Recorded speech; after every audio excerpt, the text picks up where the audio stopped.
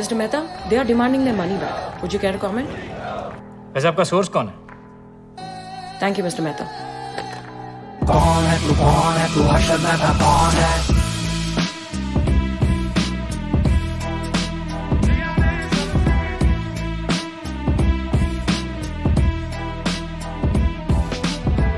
पूरा दम्मा मैं तनु काम छे अड़ा उड़ा कुआ माला धाम छे सूखा खेल में एकलो सालो भरम छे पैसों के ये खेल में हिसाब सालो नरम छे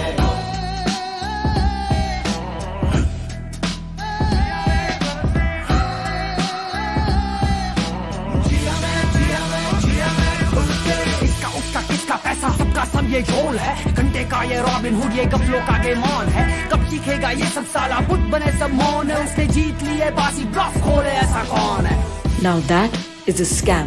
good luck, change the world. कोशिश तो करूंगी.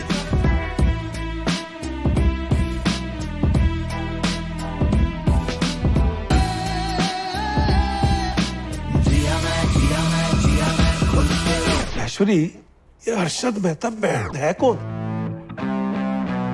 आनंदानो हूँ बच्चन लाला पूरा दम्मा मैं तनुआ काम चले अड़ा उड़ा कुआ माला धाम छे सूखा खेल में एकलो सालो भरम छे पैसों के ये खेल में हिसाब सालो नरम छे आजा छोटे तुझे बाजार दिखाता हूँ आजा छोटे तुझे धंधा सिखाता हूँ देख ले मुनाफा चल एक्सेस में घुमाता हूँ प्यारे इस जंगल के सारे नियम मैं बनाता हूँ दिमाग पे है धंधा नस में जुनून कितने आए गए लाला पर मैं इधर ही हूँ रिस्क लेके बना PSC का बच्चन मैं हूँ इश्क हुआ है पैसों से अब बस देख के जा तू सुन जब जेब में मनी हो ना तो कुंडली में शनि होने से कोई फर्क नहीं पड़ता. अब मेरी तरह रिस्क से इश्क है तो कूद पड़ो, या तो डूबोगे या तो उड़ोगे.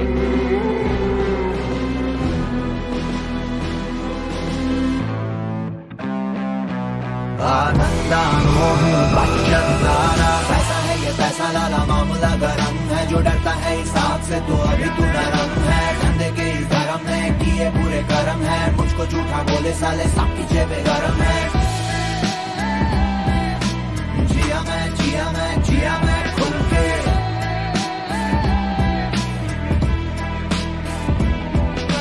Mr. Mehta, आप जो करते हैं आपको पता है ना कि वो सही नहीं है. Every single penny belongs to the people of India.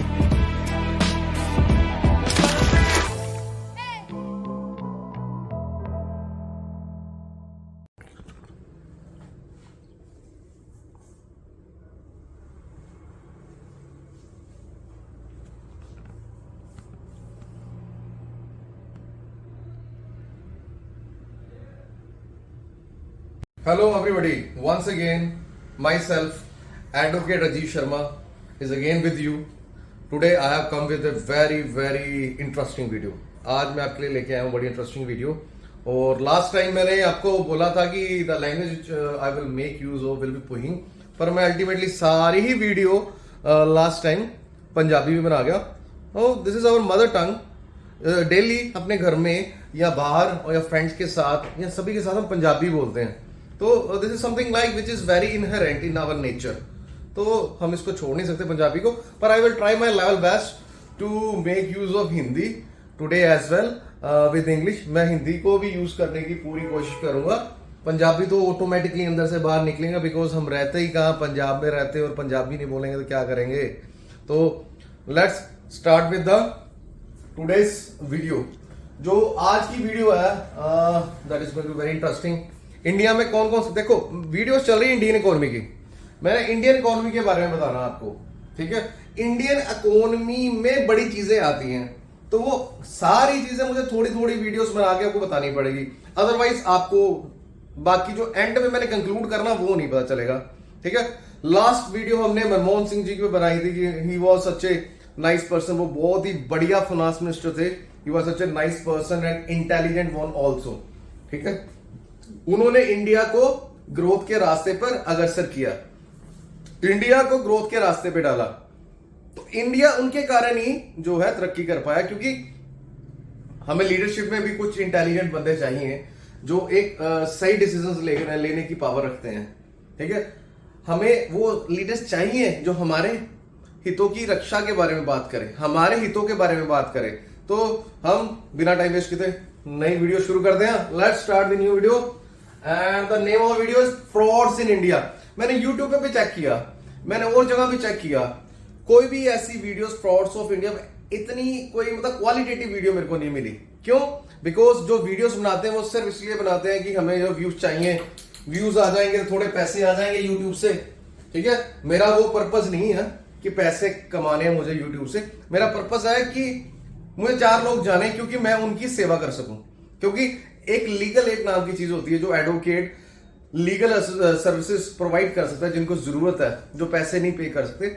मैं एक जस्ट उनके साथ अपना कॉन्टेक्ट एस्टेब्लिश करना चाहता हूं, सो दैट मैं उनको गाइड कर पाऊं क्या करना है, कैसे करना है। क्यों? लीगल एड एक ऐसी एड है जिसको मिल जाएगी वो हमेशा हमें ब्लेसिंग ही देगा। चलो बिना टाइम हुआ शुरू करते हैं। Frauds in India. आज तक जो स्कैम्स हुए हैं या फ्रॉड्स हुए हैं उसके बारे में मैं ज्यादा बात करना चाहूंगा अभी, क्योंकि फ्रॉड्स जो होते हैं ना, क्या मजेदार फ्रॉड्स हुए हैं इंडिया में, क्या कहानियां निकलेंगी, आपको भी बड़ा मजा आएगा। क्योंकि कहानियां होती ही सुनने के लिए, वो कहानी का कोई मजा ही नहीं है जिसमें कोई दम नहीं होता, ठीक है। वो कहानी से कोई दम नहीं जिसे फैक्ट्स तो समझना आए या वो फैक्ट्स जो मैं बता ना पाऊं। तो इसीलिए स्टार्ट करते हैं। मैंने तो फैक्ट्स भी लिख लिए हैं यहाँ पर, देखो मैं थोड़े से नोट्स रेडी कर लिए थे, ठीक है। तो स्टार्ट करते हैं इंडिया के फ्रॉड्स के बारे में। पहले फ्रॉड के बारे में बात करते हैं। इंडिया का फर्स्ट फ्रॉड। इंडिया में बड़े फ्रॉड होते हैं, हो रहे हैं और होते रहेंगे। क्यों? हम कौन है? हम हैं मानुष, और मानुष की जाति क्या है? बेईमानी करनी। तो इसीलिए फ्रॉड तो होते रहेंगे। पर हम बात करते हैं सबसे पहले 2G स्पेक्ट्रम की।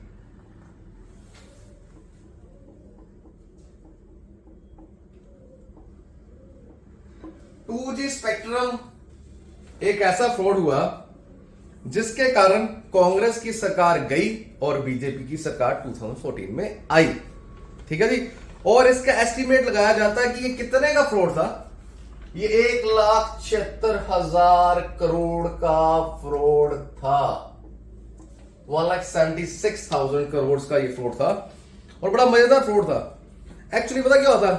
आजकल आप बताओ नेट पे आप क्या यूज करते हो? 5G, 2G, 4G। इसी तरह 2G उस टाइम पर आया था, ठीक है। ये बात है अराउंड 2007 की आई थिंक। तो 2G स्पेक्ट्रम मतलब उन्होंने, गवर्नमेंट ऑफ इंडिया ने उसका कॉन्ट्रैक्ट देना था कंपनीज को जो नेटवर्क ऑपरेटर का काम करती थी। तो 2G स्पेक्ट्रम जो था वो गवर्नमेंट ने आवंटित करना था, मतलब कंपनीज को उन्होंने कॉन्ट्रैक्ट ले रहे थे। तो उसमें हुआ क्या, देखो एक्चुअली ऐसा होता है कि जब भी कोई गवर्नमेंट प्रॉपर्टी सेल होती है, सॉरी मैंने आज गूगल्स डाली हुई है, सॉरी मैं इसको रिमूव कर रहा हूं। तो देखो ऐसा होता है कि जब भी कोई गवर्नमेंट प्रॉपर्टी की सेल होती है या गवर्नमेंट ने कोई चीज बेचनी होती है तो उसकी ऑप्शन होती है। ऑप्शन के लिए टेंडर निकाले जाते हैं। टेंडर का मतलब है, फॉर एग्जाम्पल मैं गवर्नमेंट हूं, आई एम द गवर्नमेंट, तो मैंने कोई बिल्डिंग सेल करनी है जो गवर्नमेंट की बिल्डिंग है। तो मैंने सभी को कॉन्ट्रैक्ट टेंडर निकाल दिया, एडवर्टाइजमेंट निकाल दी कि इस दिन, फॉर एग्जाम्पल आज से 10 दिन बाद हम सब सुबह 10 बजे मिलेंगे और इसकी रिजर्व प्राइस जो है, जो बिल्डिंग में बेचना चाहता हूं, वो कम से कम 1 करोड़ की बिकेगी। उसके बाद जो लेना चाहता है बोली लगाए। कोई बोलेगा 1 करोड़ 20 लाख, चल। उसके बाद 1 करोड़ 30 लाख, कोई बोलेगा 1 करोड़ 40 लाख। तो ये बोली सिस्टम होता है, दिस इज कॉल्ड ऑक्शन। तो कोई भी हमने सेल करनी होती है, गवर्नमेंट की जो प्रॉपर्टी करनी होती है, वो मेन जो प्रोसीजर होता है ऑक्शन है। और ऑक्शन के लिए टेंडर निकाले जाते हैं, सबको एडवर्टाइजमेंट निकाली जाती है कि आप आए, या हम सील्ड टेंडर्स मंगवा लेते हैं, उनसे बिड्स मंगवा लेते हैं कि जिसने भी अपनी सही बिड दी, अच्छी प्राइस दी, तो उसको हम बिल्डिंग सेल कर देंगे। पर 2G स्पेक्ट्रम के केस में ऐसा नहीं हुआ। उस टाइम पर कांग्रेस का राज, कांग्रेस का राज बहुत अच्छा था।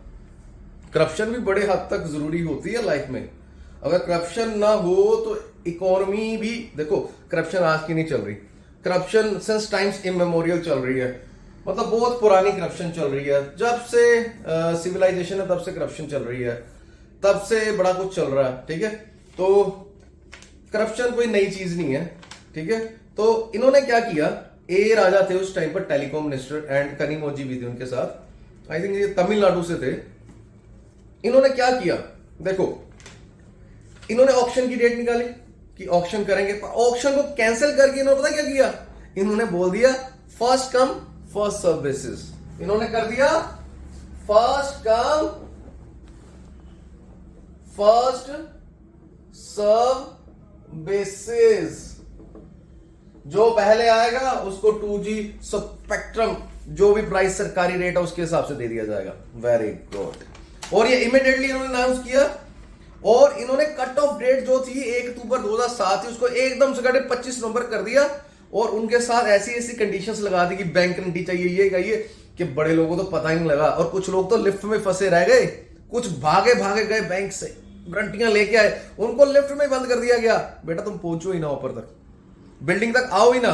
तो इन्होंने क्या किया, अपने जो कुछ खास बंदे थे उनको ने 2G स्पेक्ट्रम दे दिया और उनको बड़े सस्ते रेटों पर लोड कर दिया। क्यों? जेब में पैसे गए होंगे, ब्राइबरी गई होगी, इनकम गई होगी, इसी कारण जो बाकी लोगों को मौका नहीं मिला। ठीक है, तो ये जो चीज है ये कांग्रेस गवर्नमेंट के बहुत ही ज्यादा अगेंस्ट गई उस टाइम पर। तो मैं अभी अब बात करता हूं आपसे। जब ए राजा जी और कनिमोझी एंड जो भी उस टाइम पर लीडर्स थे, उन्होंने ये 2G स्पेक्ट्रम की सेल जो है अपने तरीके से कर दी। ठीक है, तो उसके बाद काफी शोर शराबा हुआ क्योंकि 2004 के बाद कांग्रेस की सरकार थी 2014 तक। ठीक है, और उसमें जो है मेन साफ पता लग रहा था कि ये जो है रिश्वत का केस है, ब्राइबरी का केस है। और ये ब्राइबरी का केस अल्टीमेटली फिर केसेस फाइल हुए, सब कुछ चला। कांग्रेस सरकार थी उसके दौरान तो कुछ होना नहीं था, क्योंकि कांग्रेस की सरकार ना होती तो उस टाइम ये पकड़े जाते। ठीक है, पर 2014 में इसने बहुत बड़ा रोल प्ले किया। जब मोदी जी की कन्वेंसिंग चल रही थी उसमें इस मुद्दे को काफी ज्यादा गर्म करके उठाया गया कि कैसे इंडिया को चूना लगाया जा सकता, कैसे कुछ लोग पैसे खा सकते हैं इंडिया के सर पे। तो हमारे CAG होते हैं, एक कंट्रोलर ऑडिटर जनरल। में पहले आपको बताता हूं CAG क्या होता है। CAG stands for controller and auditor general of India.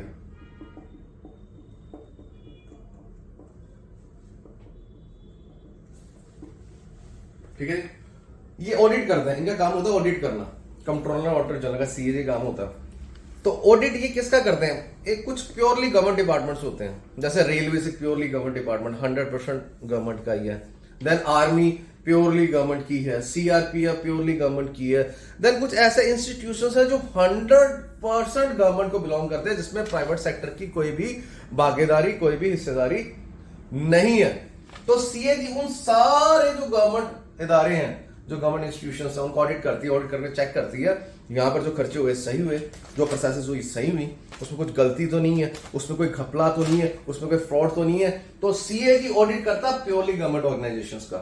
उसके अलावा कुछ सेमी गवर्नमेंट ऑर्गेनाइजेशंस होती हैं, उसके ऑडिट के लिए आउटसोर्स कर दिया जाता है। जैसे फॉर एग्जांपल भेल है, हमारी न्यू इंडिया इंश्योरेंस है, ओरिएंटल इंश्योरेंस है, इसमें गवर्नमेंट का भी शेयर है और बाहर का भी थोड़ा शेयर है। जैसे सेमी गवर्नमेंट ऑर्गेनाइजेशंस, तो इनका आउटसोर्स कर दिया था काम, चार्टर्ड अकाउंटेंट्स को दे दिया था, आप ऑडिट करके हमें रिपोर्ट दे दो, सरकार ये कहती है।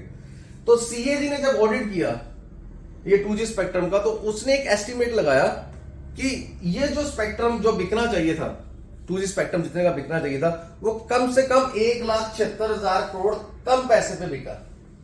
मतलब 1,76,000 करोड़ और आने चाहिए थे सरकारी खजाने में, जो कम आए हैं। तो वो एस्टिमेट वो 1,76,000 करोड़, 1,76,000। अब सबको याद होगा जब भी मोदी जी की कन्वेंसिंग चल रही थी, हर जगह क्या चल रहा था, 1,76,000 करोड़ का उठा लो, 1,76,000 करोड़ का। CAG ने बोल दिया 1,76,000 करोड़। वो बात इतनी आम बंदे के दिमाग में बैठ गई, किसी ने देखा ही नहीं एक्चुअल में लॉस हुआ कि नहीं हुआ।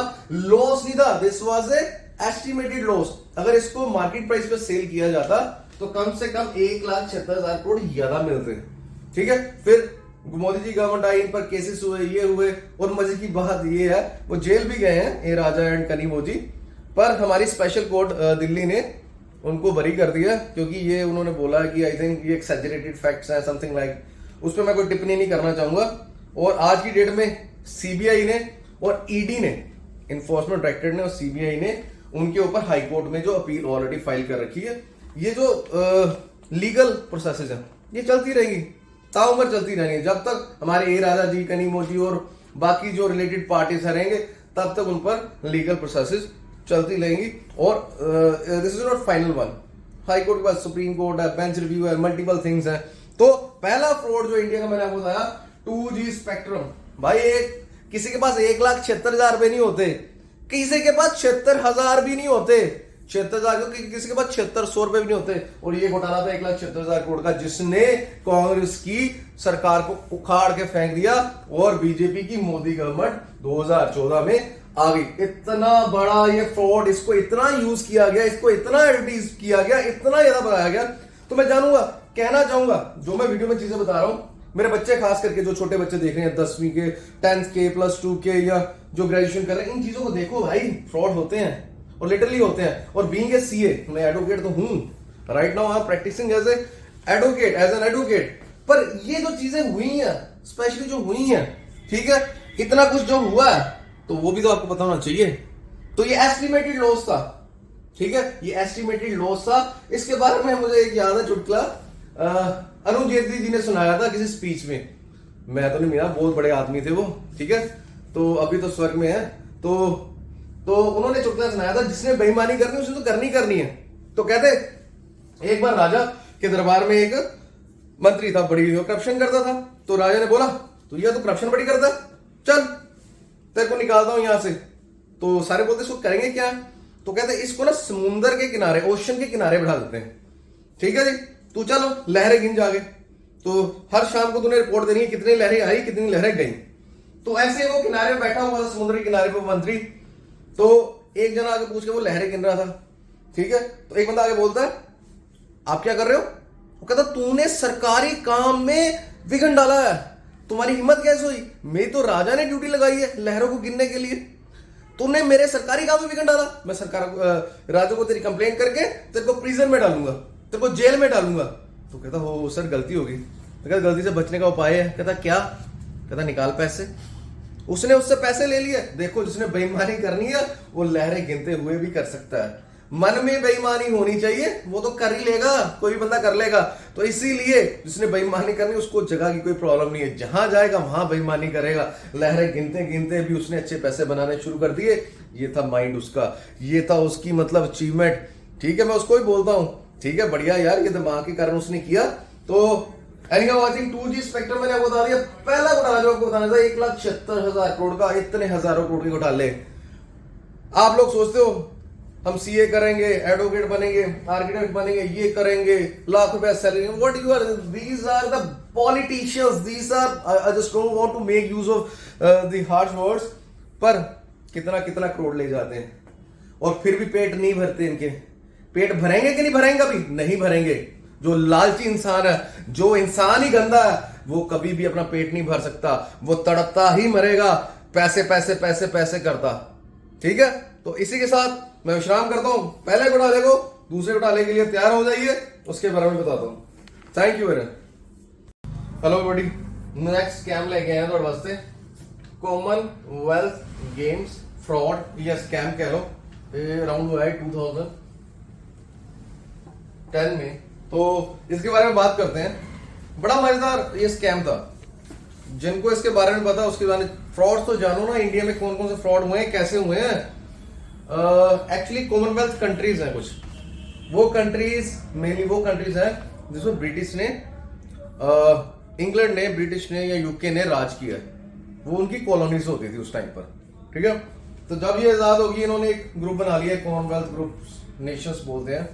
आई थिंक इसमें 56 कंट्रीज हैं और इसमें कुछ बहुत बड़ी बड़ी कंट्रीज भी हैं, जैसे India, Pakistan, Bangladesh, Sri Lanka, New Zealand, UK, Canada, Australia, काफी बड़ी बड़ी कंट्रीज भी है इसमें। तो ये कॉमनवेल्थ गेम्स को ऑर्गेनाइज करते रहते हैं।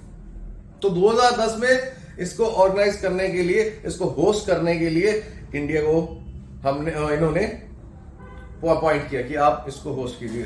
तो क्या बात है, क्या कांग्रेस का जमाना एक बहुत बढ़िया जमाना होता है।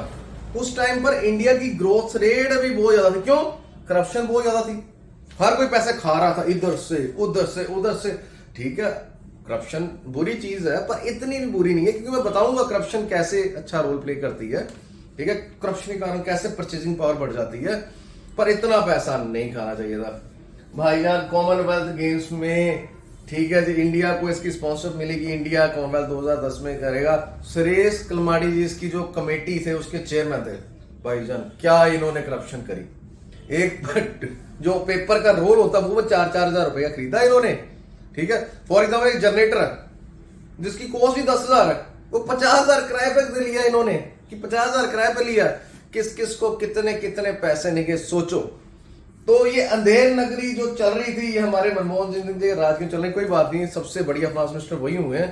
क्योंकि इकोनॉमी ना ये नहीं देखती करप्शन है कि नहीं है, इकोनॉमी देखती कि हर कोई बढ़ रहा है कि नहीं, आगे हर एक की इनकम बढ़ रही है कि नहीं बढ़ रही है, क्या हमारी ग्रोथ रेट बढ़ रही है, क्या हमारा जीडीपी बढ़ रहा है। उसके हिसाब से कांग्रेस के टाइम में हमने काफी ज्यादा तरक्की करी है। हुआ क्या इसमें कॉमनवेल्थ गेम्स में, तो हमारे जो सुरेश कलमाड़ी जी थे, इन्होंने खूब ठोक के उस टाइम पर प्रॉब्लम्स भी काफी आई कि ये मतलब लीकेजेस हैं, ये है वो है, सब स्टैंडर्ड सामान है। ठीक है, तो इसको अराउंड इस स्कैम को पता कितने का बोला जाता है, अराउंड 35,000 करोड़, 35,000 करोड़ का ये फ्रॉड था। जो एक एस्टिमेट लगाया गया, सीएजी वगैरह ने एस्टिमेट लगाया कि 35,000 करोड़ का चूना लग गया। और मैं तो कहता हूं इंडिया में सबसे ज्यादा जो ऑफेंसेस को छोटा माना जाता है वो क्रिमिनल ऑफेंस है, वो जो है इकोनॉमिक ऑफेंसेस है।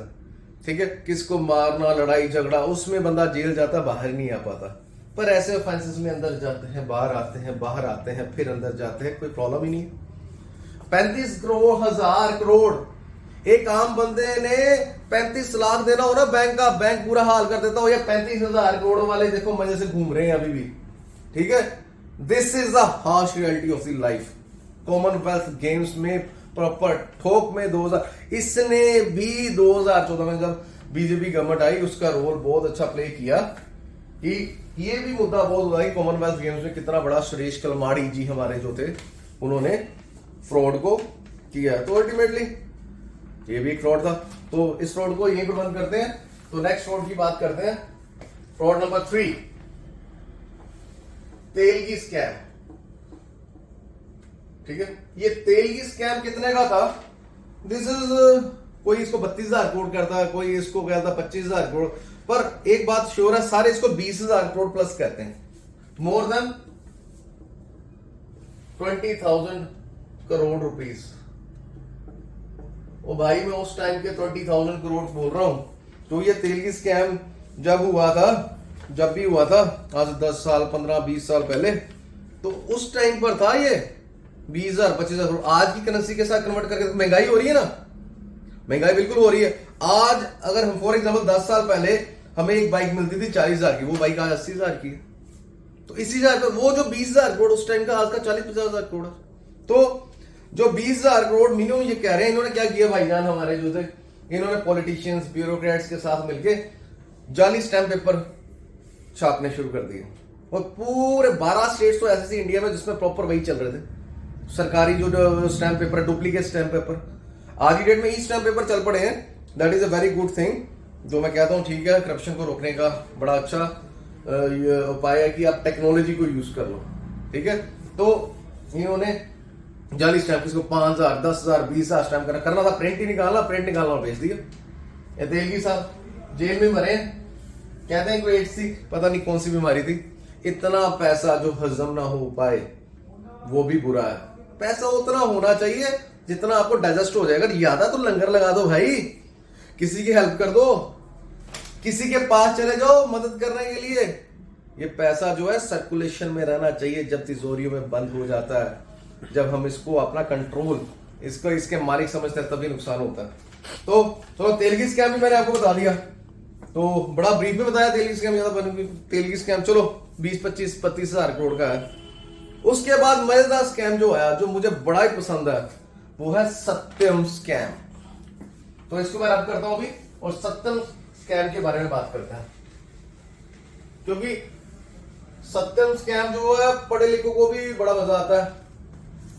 देखिए सत्यम का स्कैम कितने का, मोर देन 14,000 करोड़। सत्यम स्कैम जो था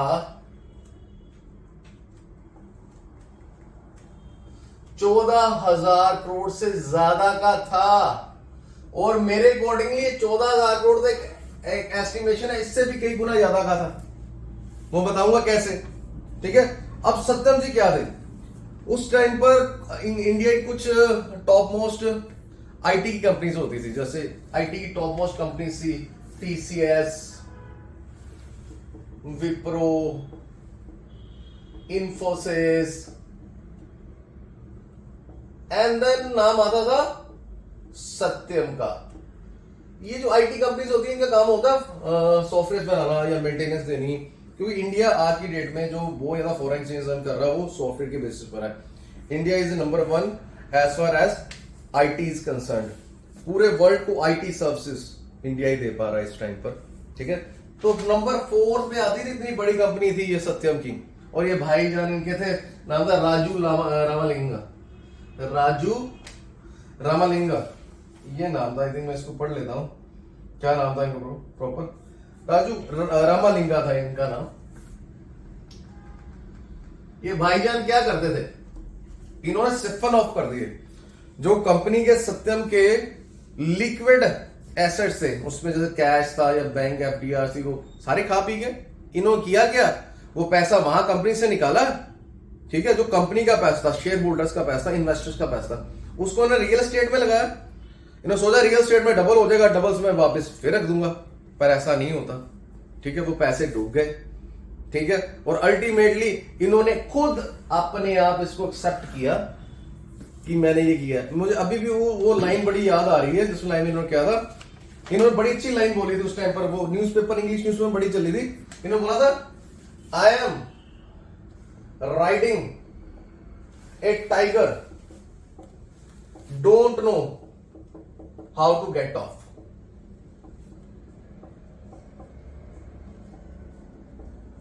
इसका मतलब है इन्होंने बोला, मैं एक चीता, एक शेर पे सवार हूं, कैसे उतरूं पता नहीं लग रहा, क्योंकि उतरूंगा तो मुझे खा जाएगा, ठीक है। तो इन्होंने इतना बड़ा स्कैंडल किया, अराउंड 13,000 करोड़ के जो एसेट्स थे वो थे ही नहीं, ठीक है। हमारी सीए में एक परंपरा है, जब हम ऑडिट करने जाते हैं, हमारा एक बेसिक जो ऑडिट का फंडा होता है that is physical verification. Physical verification का मतलब होता है, फॉर एग्जांपल कंपनी की बैलेंस शीट में उन्होंने दिखा रखी है कि हमारे पास 5,000 करोड़ की एफडीआर्स है। तो अगर मैं ऑडिट करने जाऊंगा तो बोलूंगा 5,000 करोड़ की जो एफडीआर्स है वो दिखाओ कहां पर है, मैं उनको देखूंगा फिजिकली। फिर अगर मुझे लगेगा कि जाली है तो मैं बैंक से फोन करके पूछूंगा, बैंक को चिट्ठी लिखूंगा, क्या आपने ये एफडीआर्स इश्यू कर रखी है, ठीक है।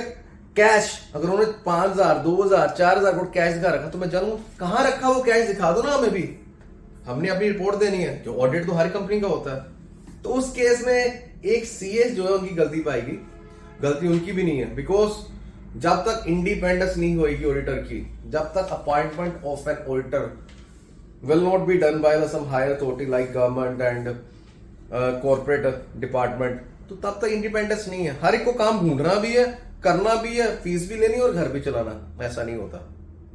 सीएजी भी तो काम कर रहा है, सीएजी की सैलरी गवर्नमेंट दे रही है। तो इस केस में भी क्या हुआ कि फिजिकल वेरिफिकेशन, क्योंकि जब वो करने की कोशिश करते थे वो प्रेशराइज कर देते थे, आई थिंक हमारे राजू लिंगम जी, कि आपको रिमूव कर देंगे, नए ऑडिटर अपॉइंट कर देंगे, उन पर भी केस कुछ चला, आई थिंक उसके बारे में ज्यादा बात नहीं करना चाहता।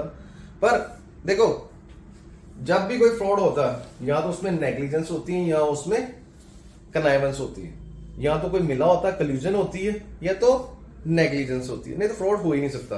फ्रॉड ऐसे पकड़े जाते हैं बुक से, काउंटिंग बुक से ऐसे पकड़ लेते हैं फ्रॉड्स। फ्रॉड्स की कोई औकात नहीं है कि हमारे सामने टिक पाए। तो देखो इसके कारण कितने लोगों का कितना नुकसान हुआ मैं बता ही नहीं सकता आप लोगों को। शेयर मार्केट में अराउंड 180 समथिंग का शेयर चल रहा था उस टाइम पर, जैसे ये फ्रॉड अनाउंस हुआ भाई साहब, ये सीधा 78% टैंक कर गया शेयर और रह गया अराउंड 39 पॉइंट समथिंग, 40 बोल दो, 78% डाउन गया एक दिन में। सोचो, एक बंदा था जिसको लगता है सत्यम बहुत अच्छी कंपनी है, 180 के शेयर लिए उसने 2 करोड़ के उसी दिन। उसने उस पैसों से अपनी बेटी की शादी करनी थी, अपना बुढ़ापा चलाना, सब कुछ करना था। एक दिन में वो 180 का शेयर कहां आ गया, 40 रुपए। क्या बीता होगा उस पर, कितनी सुसाइड्स हुई थी उस टाइम पर, बता नहीं सकता। कितने लोग मरे थे, क्या उनका डाटा है सरकार के पास? क्या उनका कोई है रिकॉर्ड उनके पास? तो ये जो बड़ी मछलियां, दीज आर बिग फिशेस, जो मारती हैं तो 2 मिनट भी नहीं सोचती कोई मरेगा कि नहीं मरेगा। इनके नाक का पाठ किया करो, ठीक है? अगर आपको कोई न्याय करता, कुछ करता, छोड़ना किसी को नहीं है, ठीक है? तो कितने लोग मरे उस टाइम पर, हर्षद मेहता के टाइम पर कितने मरे, ठीक है? उनका कोई रिकॉर्ड नहीं, कोई डाटा नहीं, किसको दिखाना ही नहीं हमने। क्यों? India is shining like anything, India is not shining like anything, ठीक है? अब इसके साथ थोड़ा विश्राम करता हूँ, नेक्स्ट वीडियो देखते हैं। Again I am with you. Next game जो मैं आपको बताने वाला हूँ वो आईपीएल स्कैम है। IPL scam by that is Lalit Modi. Lalit Modi के बारे में बोला जाता है कि he is a person who was born with a silver spoon.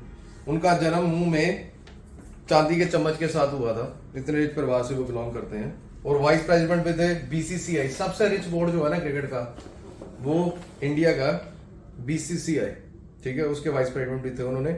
इन्होंने आईपीएल शुरू किया था और आईपीएल में इसकी एक जो फिगर है ना, वो कोई भी डिस्क्लोज नहीं की गई कि कितने का स्कैम था, क्योंकि काफी लोगों की ब्लैक मनी होती है। ब्लैक मनी क्या होती है मैं बाद में बताता हूँ। काला धन जिसको बोलते हैं, अल्टीमेटली इसको वही वो धन जिसके ऊपर हमने टैक्स नहीं पे किया, that is called black money.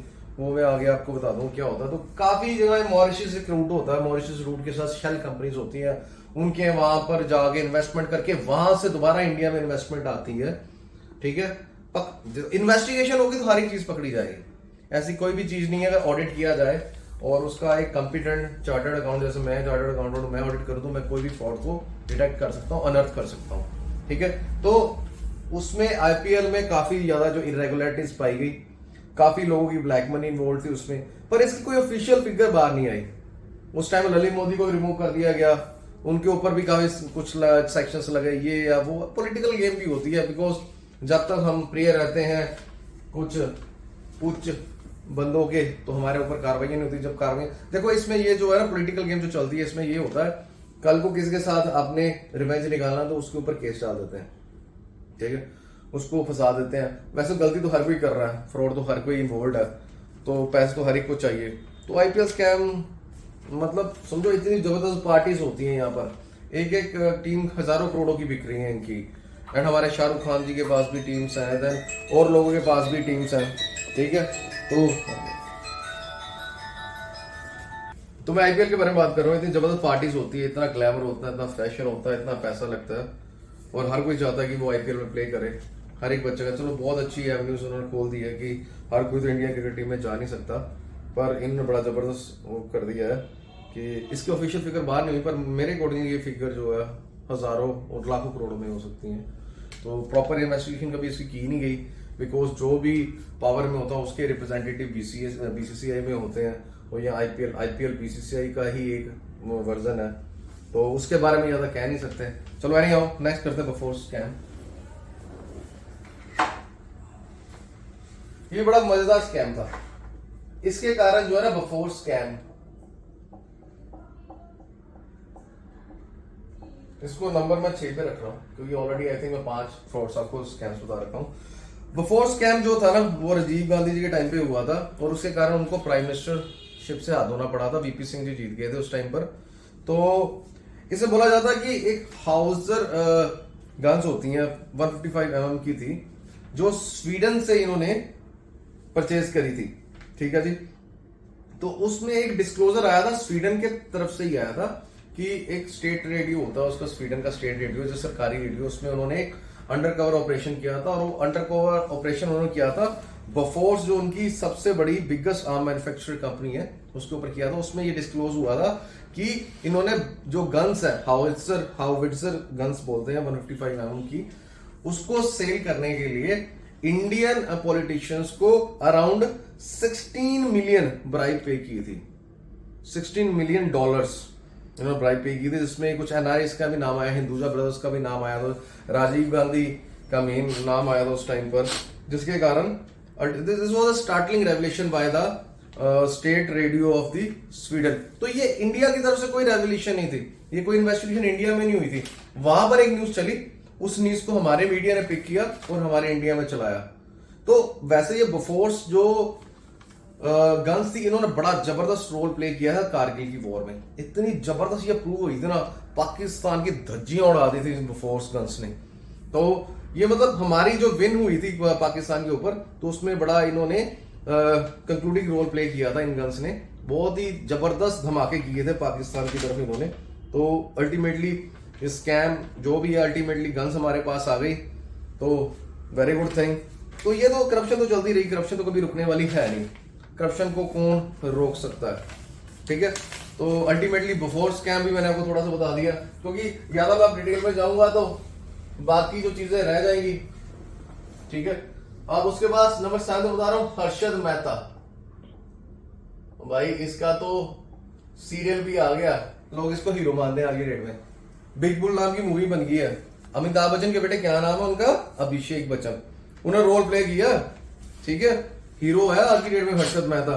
तो इसको स्कैम बोल दो यार आप लोग, कोई बात नहीं है। इसने क्या किया था, इसने आर्टिफिशियल वे से कंपनीज के जो शेयर्स के प्राइसेस बढ़ा दिए थे। लूपहोल्स है बैंकिंग चैनल में, बैंक के पैसे लेके एक हफ्ते के लिए बैंक से पैसे लिए, कुछ चक्कर लगा के शेयर मार्केट में लगा के उसके रेट बढ़ा दी। डिमांड एंड सप्लाई मैंने आपको बताया पहले कि डिमांड जो होती है, अगर डिमांड बढ़ जाएगी प्राइसेस अपने आप बढ़ जाएंगे।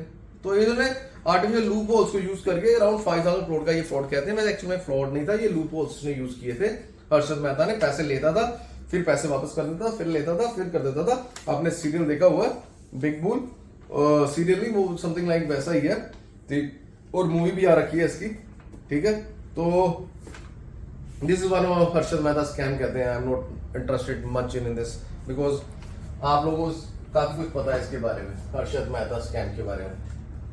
तो पर हुआ क्या था, जब अल्टीमेटली जब ये डिस्क्लोज हुआ था, शेयर मार्केट्स ने टैंक किया था, बिल्कुल नीचे आ गए। तो आम बंदा जो अपनी पूंजी या एफडीआर में लगाता है या शेयर मार्केट में लगाता है, तो जब उसके पैसे सारे डूब जाते तो उसके पास एक कोई रास्ता नहीं रहता सुसाइड के अलावा।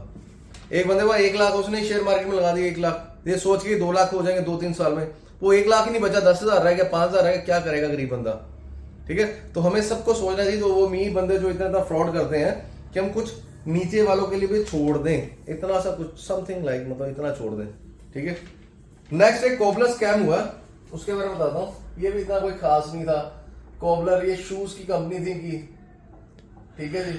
इन्होंने लेदर कोऑपरेटिव सोसाइटी बना के बैंकों से बड़ा लोन लिया था। बैंकों से कैसे लोन ले लेगा जब बैंक के बंदे नहीं मिले होंगे इनके साथ। तो कोबलर स्कैम में बैंकों के बंदे मिलके इन्होंने लोन लेके उसको यूटिलाइज नहीं किया प्रॉपर वे से, खा हुए पैसे। तो समथिंग लाइक ये कोबलर स्कैम था जो 1995 में हुआ था, 1995 में, ठीक है जी। इसके बारे में ज्यादा हम बात नहीं करेंगे। अब हम बात करेंगे चारा घोटाले के बारे में, जो बहुत बढ़िया, जिसको बोलते हैं फोडर स्कैम, हमारे लालू जी का।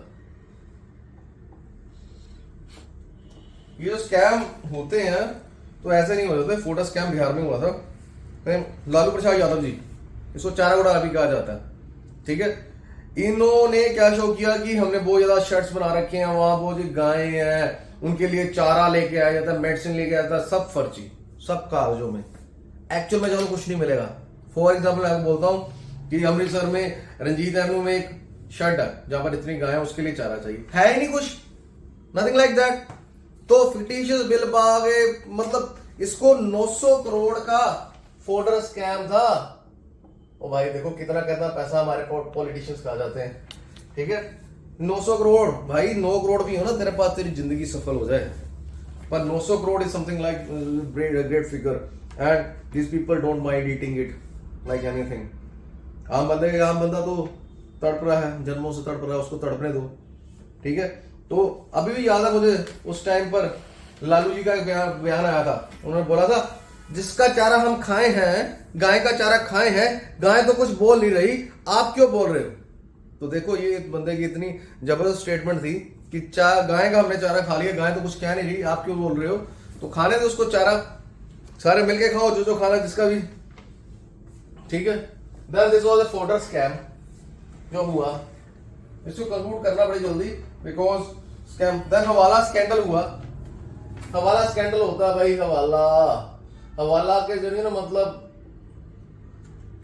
मनी लॉन्ड्रिंग एक्ट वगैरह काफी एक्ट आ रखे हैं आज की डेट में इसको हैंडल करने के लिए। हवाला की पैसे इधर से दिए, उधर मिल गए, उधर दिए, इधर मिल गए।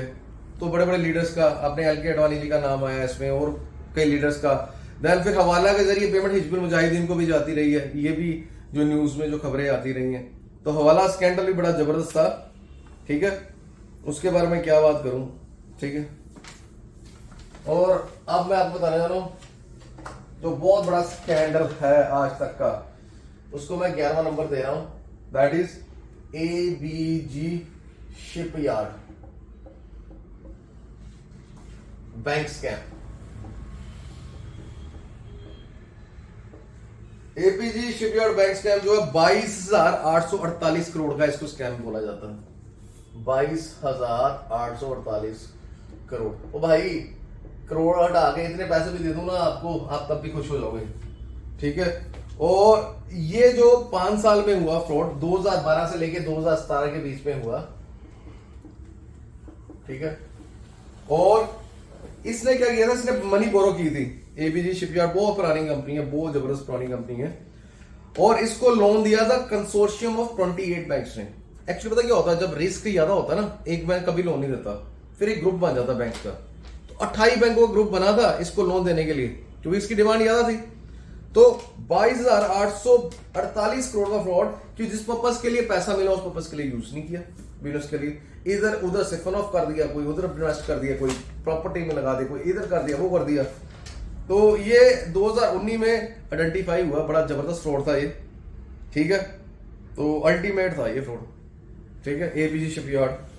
कोरोना आएगा तो बड़ा कुछ होएगा, देखो उससे ये भी होता क्या है। देन हमारा उसके बाद स्कैम है देन नीरव मोदी जी का, मेहुल चौकसी, नीरव मोदी पीएनबी स्कैम देगी। अराउंड इसको बोलते हैं कि ये जो है 14,000 करोड़ का स्कैम है, 14,000 करोड़ स्कैम। यार छोटा मोटा स्कैम, ये लेटर ऑफ अंडरटेकिंग होती है जो बाहर वाले बायर्स को हमें देनी होती है, अगर हम उनसे कुछ बाय करना, हमारा बैंक उनको दे देता है, उनके बैंक को दे देता है। तो इन्होंने 14,000 करोड़ की एलओयू, अगर एलओयू अगर इशू करने तो कोलैटरल सिक्योरिटी होनी चाहिए, कोई कैश मार्जिन होना चाहिए बैंक के पास। बैंक के पास गिरवी पड़ी है, इनके पास 20,000 करोड़ की प्रॉपर्टी, उसमें से दे ही जा रहे हैं एलओयू, कोई प्रॉब्लम नहीं, कोई सिक्योरिटी, कोई कुछ नहीं। ये भाई साहब ये तो जूलर थे, डायमंड पोर्ट करते थे, तो बैंक वालों के साथ मिलके, उच्च अधिकारियों के साथ मिलके 14,000 करोड़ का मेहुल चौकसी, नीरव मोदी। अब ये बाहर है, एक्स्ट्राडिशन की बात चल रही है, तो लेके आते, पता नहीं कब लेके आएंगे, नहीं लेके आए, आई डोंट नो। 14,000 करोड़ तो गया, टू बी वेरी फ्रैंक। अब उसकी प्रॉपर्टी में से कितनी रिकवरी हो रही है किसी को कुछ नहीं पता, ठीक है। उसके बाद नेक्स्ट मैं आपको बताता हूं कार्वी का हुआ। कार्वी का जो स्टॉक ब्रोकिंग लिमिटेड थी, इन्होंने क्या करना शुरू किया, कार्वी भी लोगों ने ये रिटेल ये जो ट्रेडिंग वगैरह कराते थे, शेयर्स बाय करते थे, उसमें लोगों की जो शेयर से सिक्योरिटी को यूज करके बैंकों से पैसा लेना शुरू कर दिए, और वो बैंक का खुद पैसे खुद यूज करें। कार्वी को फिर अल्टीमेटली सैबी के थ्रू इनको पता लगा, सैबी को, तो सैबी ने इनका लाइसेंस कैंसिल किया। तो कार्वी का भी बड़ा जबरदस्त, कार्वी होती थी ना, 5-7 साल पहले की बात करते हैं, कार्वी जो स्टॉक ब्रोकिंग लिमिटेड थी, ठीक है। और देन अल्टीमेटली एंड में आपको बताना चाहूंगा, लास्ट में थोड़ा सा बताना चाहूंगा मैं फ्रॉड का, that is called Vijay Mallya scam.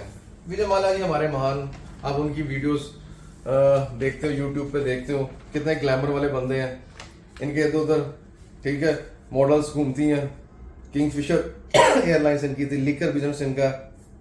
तो इन्होंने एयर डेक्कन को टेक ओवर किया था 17 बैंकों से लोन लेके। एयर डेक्कन उस टाइम पर मतलब लो कॉस्ट जो फ्लायर था उसको एक्वायर किया था। तो उस टाइम कहते हैं ओनली एसबीआई का 1600 करोड़ का एक्सपोजर है इनका, ठीक है। तो भाई जब पैसे नहीं दे पाए तो इंडिया से भाग गए, ठीक है। तो ये ऐसे कैसे भाग सकते हैं, कोई ना कोई तो बात होगी, कोई ना कोई तो मिला, कोई ना कोई इनको बाहर भेजना चाहता, ठीक है। तो लास्ट में एक छोटा सा एक बात मैं कहने के इस बार करता हूँ, 1948 में स्कैम हुआ था, जीप स्कैम हुआ था। 1948 में हमारे यूके में होते थे कमिश्नर, हमारे हाई कमिश्नर होते थे, जीप चाहिए थे, इंडिया पाकिस्तान की वॉर चाहिए, जीप चाहिए थी, उसमें पैसे खा गए। एक कंपनी जिसकी कैपिटल ही 605 रुपए है, $605, उसको $1,72,000 का कॉन्ट्रैक्ट दे दिया, 65% अपफ्रंट पेमेंट कर दी, एडवांस पेमेंट, और भाई गूगल पे चेक कर लो, ये फ्रॉडों की दुनिया, ये स्कैमों की दुनिया। और छोटे बंदे की छोड़ो, छोटा बंदा क्या करेगा, ये खा रहे हैं असल पैसा, इंडिया को खा रहे हैं, ये इंडिया को घुन की तरह लग गए हैं और इनको छोड़ेंगे नहीं, हम न्याय तक जाएंगे। इसीलिए मैंने Punjab Haryana high court bar association को ज्वाइन किया, सो दैट मैं कोई अच्छा काम कर सकूं, कुछ बढ़िया कर सकूं, इसका विश्वास देना चाहूंगा। थैंक यू वेरी मच, उसको देख लेना। आई थिंक मैं कुछ बातें आपको